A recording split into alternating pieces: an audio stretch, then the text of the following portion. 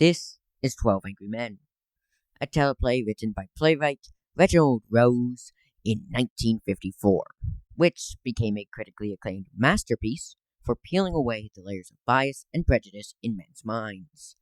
Today, 12 Angry Men can be found in educational curricula like Common Lit 360, alongside famous works such as Of Mice and Men and Romeo and Juliet.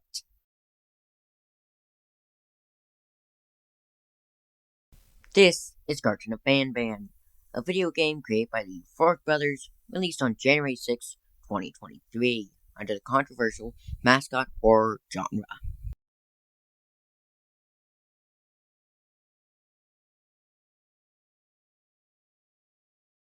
And was met with heavy criticism and hate.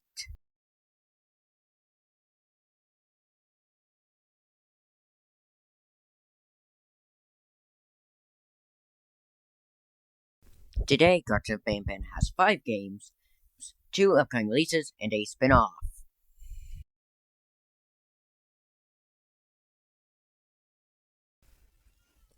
And it is still heavily hated and criticized as one of the worst game series ever made.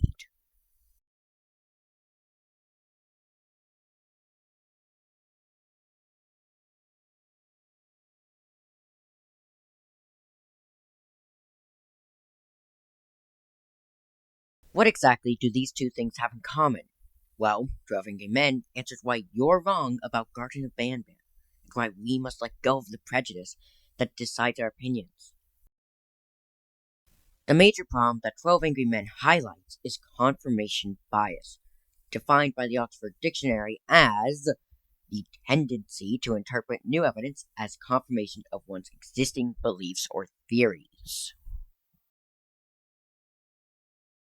To give an example of this, one might look at the Steam page for Garten of Banban and conclude that the game is trying to profit off the extremely marketable mascot horror genre.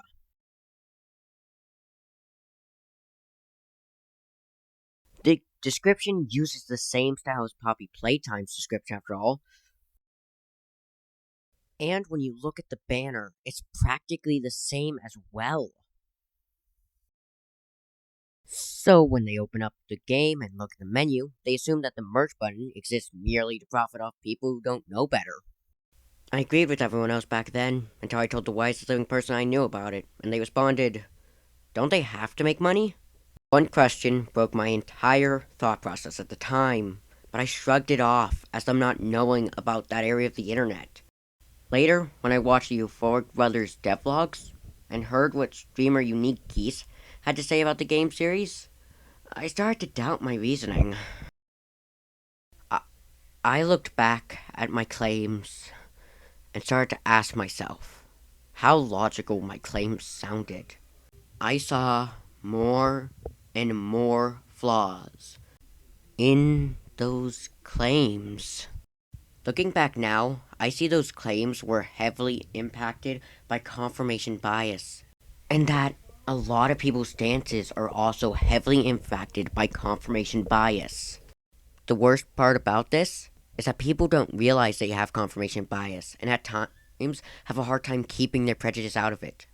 Juror 8 perfectly states the issue near the end of 12 Angry Men. It's very hard to keep personal prejudice out of a thing like this. No matter where you run into it, prejudice obscures the truth. Well, I don't think any real damage has been done here, because I don't really know what the truth is. No one ever will, I suppose. 9 of us now seem to feel that the defendant is innocent, but we're just gambling on probabilities. We may be wrong. We may be trying to return a guilty man to the community. No one can really know.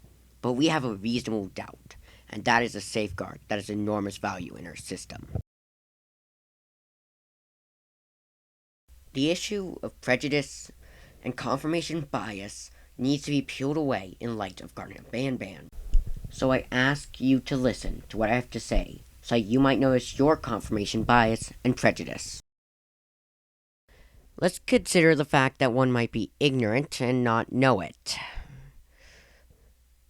Letting confirmation bias only accept things that support or what they believe is the truth.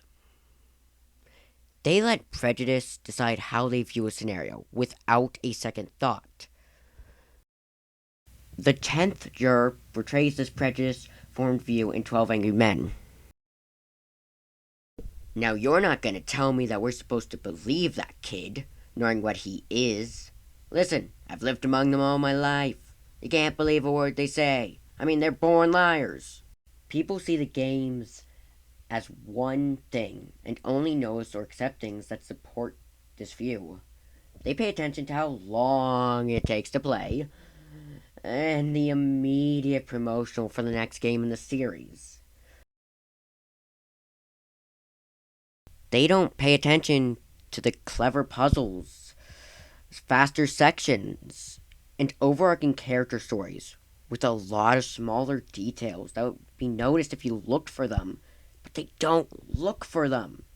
They get stuck with their initial opinion, and unless they get proven wrong, they won't change.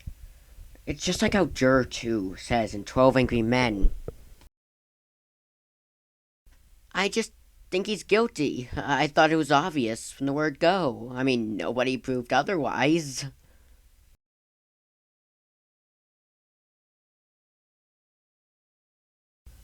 The problem with this is that there may not always be someone to prove otherwise. Or no one is willing to stand up and prove otherwise. If no one can prove otherwise, it's up to you to find reasons why you might be wrong. Because confirmation bias will cling on to you otherwise.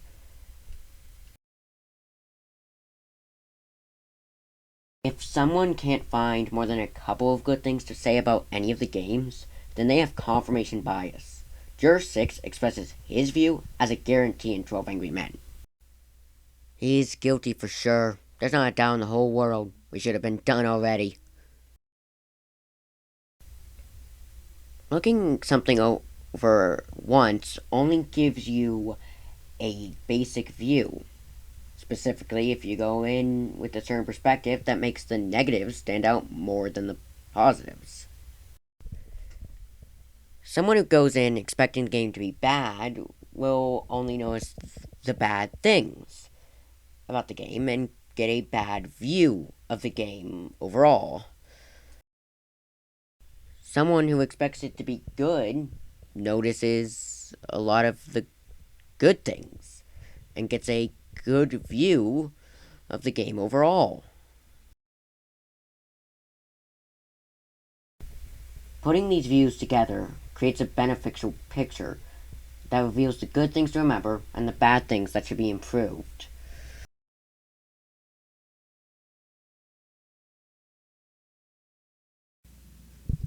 You must notice the good and the bad things together to provide good feedback.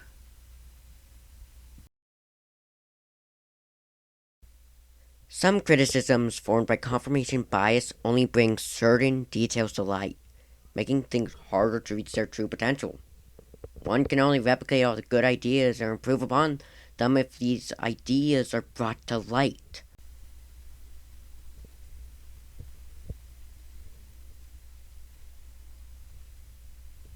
This only worsened the series and stopped the Euphoric brothers from making creative decisions as people came in with the mindset that it should be slapped down. Just like the infamous Juror 3 views the defendant in 12 Angry Men. Listen, I'm the last one to say anything against it, but I'm telling you, sometimes I think we'd be better off if we took these kids and slapped them down before they make trouble, you know?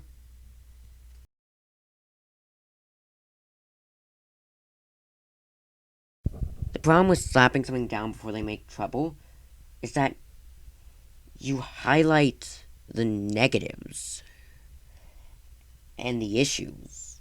The positives are lost because they are being discarded and never get to help show a positive way to take things forward. For example, take the drone, Garten of Banban's main puzzle gimmick.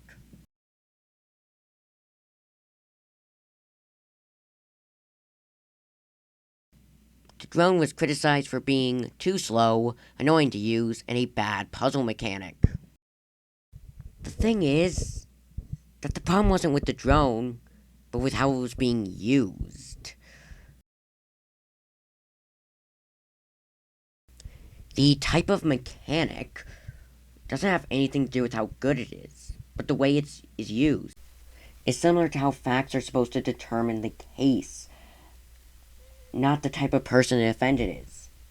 This is exactly what Juror 9 points out later in 12 Angry Men.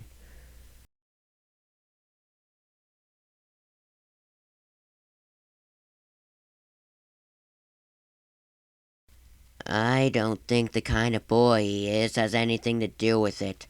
The facts are supposed to determine the case.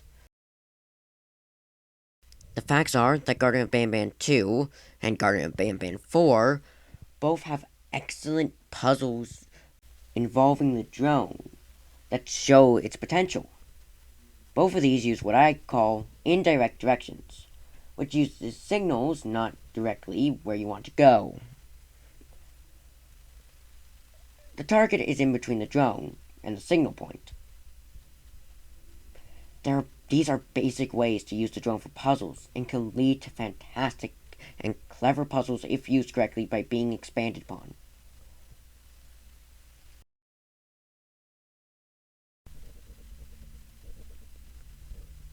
The brothers never dive deeper into possibilities because people only focused on the reasons to have the drone removed or completely changed. It's not about the puzzle mechanic, but how it's used that can make it a good puzzle mechanic. And it can't be a good puzzle mechanic if you only give it negative feedback.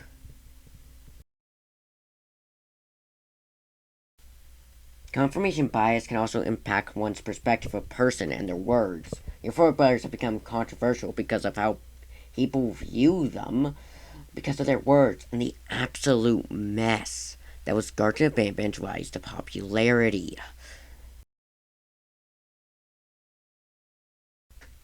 The brothers were small devs who just happened to gain massive traction, and a good chunk of that traction was criticism and hate, which can very easily mix. For brothers, this would be a very overwhelming feeling for them. There are four mentions that everyone has a breaking point. The euphoric brothers reached their breaking point and tried to block out the haters, but as mentioned before, hate and criticism can very easily mix. Think of a battlefield where the euphoric brothers are one side and the haters are the other. In between are spectators, fans, and critics. The critics get easily confused for haters, and the others get caught in crossfire. Whenever they tried to defend themselves or speak out against the scummy behavior they saw, they ended up getting viewed completely different because of the way they expressed themselves. Juror 11 expresses a good chunk of the way into 12 Angry Men that facts may be colored by the personalities of the people who present them. The way facts are colored might give people a different perspective than what it is, and that can contribute to confirmation bias. You see the euphoric brothers as something they're not, because the brothers have very unique personalities.